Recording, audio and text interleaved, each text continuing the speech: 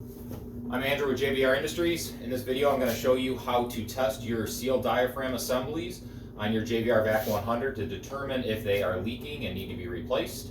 And if they are leaking, I will show you guys how to replace them.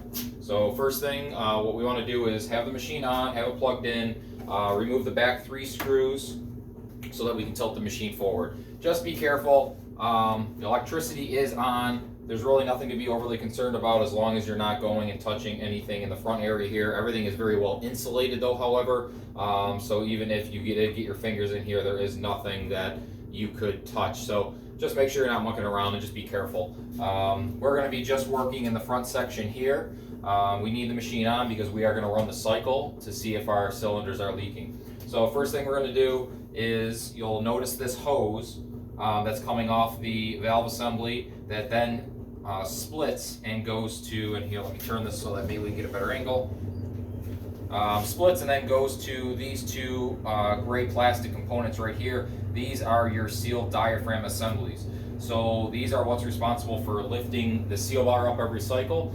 They come up together when it goes into seal, and then they come back down at the end of the seal cycle.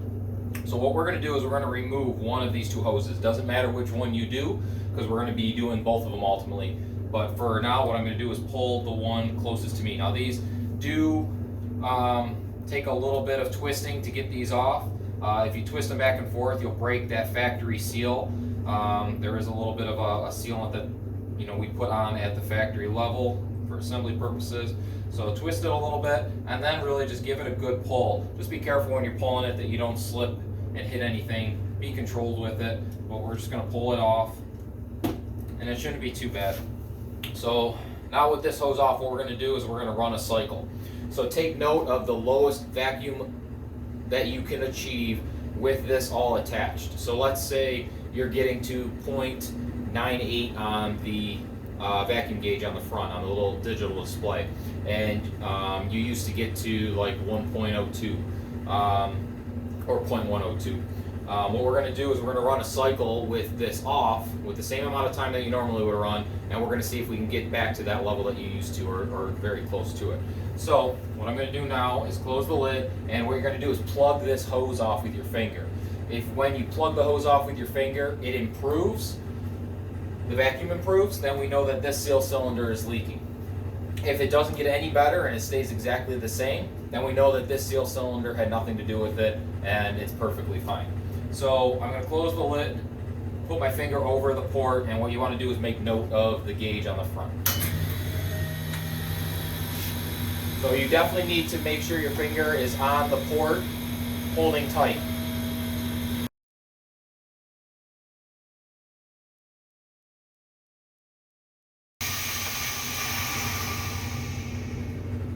So that time I was able to get to a 0.102. That's what I got to when I had this connected, so it did not get better, it did not get worse, so there is nothing wrong with this seal diaphragm. So we're just going to plug that guy back in, put that hose back on. Make sure you get it pushed on there all the way. And then we'll do the same thing with the other hose.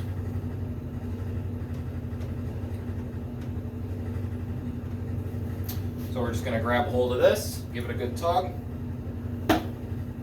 And now we're going to run the same test with this hose off. Now, I'll tell you right now, this isn't going to get better, this isn't going to get worse, it's going to stay exactly the same, and that's because this machine I already tested and the seal diaphragms are perfectly fine. But you will notice a difference, I assure you, that if you plug this hose off and it improves, then that means that that is the cylinder that is leaking. So run another cycle, plug off the hose, see if it improves. If it improves, then the hose that is plugged off, that is the seal cylinder that is leaking, so that's the one you're going to want to take off and replace. Okay, so at this point, for the purpose of the video, I'm going to replace this seal cylinder right here. At this point, now that we know, let's determine that, okay, this is the one that's leaking. We can shut the machine off, take power away. I'm going to disconnect this just to get the hose or the cable out of the way. And now what we can do is get this in a position that's going to be a little bit easier to work on. So I left the hose disconnected because that's going to need to come off. Now what you're going to want to do is disconnect this electrical connection. It is a 7mm, so you can use a nut driver would be ideal. A lot of people don't have nut drivers, so if you don't have that, any small pair of pliers, I got a real small pair here, it is not on that tight. You just got to grab the head of that nut or that screw, twist it, and that'll come right off. So just turn that off. As soon as you break it free, just use your fingers to unthread it. There you go. And set that out of the way for now. Make sure you don't lose that screw. And now there are 4 screws that hold on each one of these seal diaphragm assemblies, 2 on the top, 2 on the bottom. The 2 on the bottom are easiest to get to if you use a stubby Phillips screwdriver. The 2 on the top, you can use a regular Phillips screwdriver.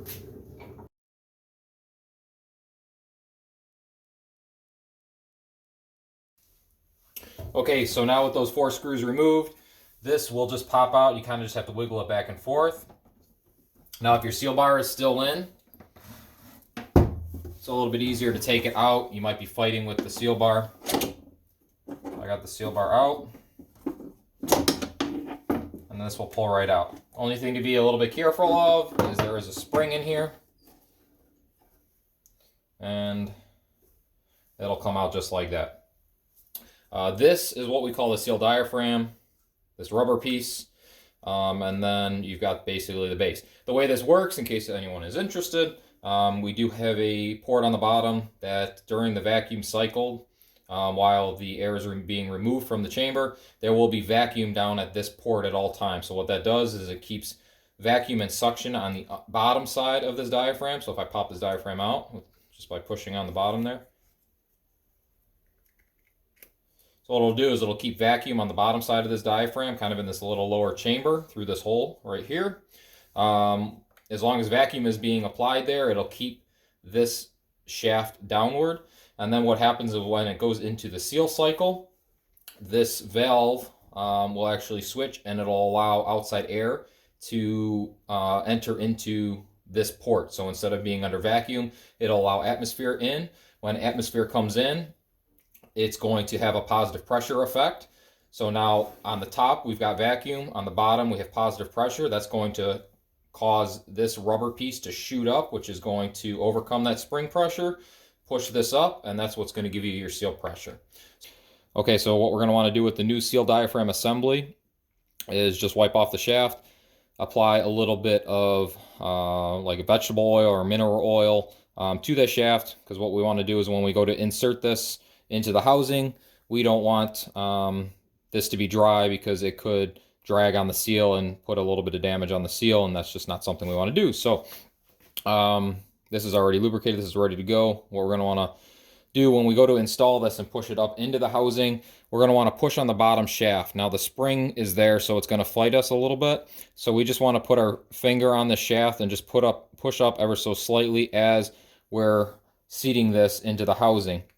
What'll happen is if we don't do that and we just let this go naturally without pushing on that shaft, this diaphragm is going to force itself down further and further, and then it's going to get to a point where it's jammed up. It will not allow this to fully seat, and then we're going to have issues. We're going to pinch off the outer lip, have a leak, and you can see how that would be a problem. So all you got to do is make sure that when you're pushing this in, if you're really fighting with it, that means you probably have this diaphragm pushed down too far. It should go in fairly easy. So I'm going to insert this.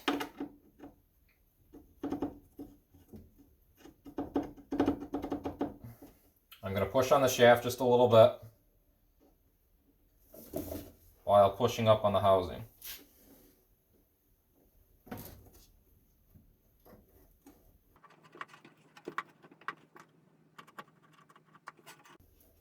Okay, and you should feel it should be nice and flush on all 4 sides.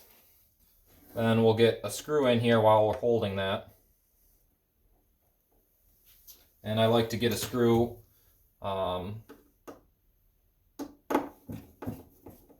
the front and then also on the back at a diagonal.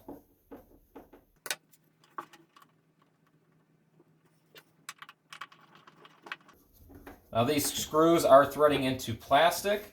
There is no reason to torque these things down or overly torque them down. just snug. That's all you need. Really, they're just holding it and they're keeping everything flush.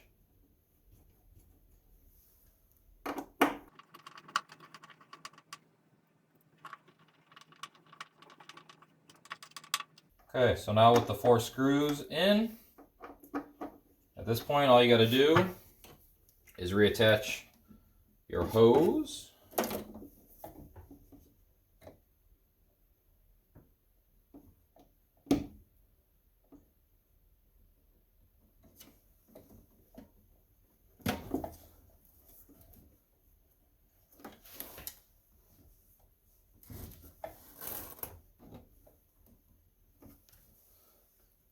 And the terminal. So just hand thread this thing on here.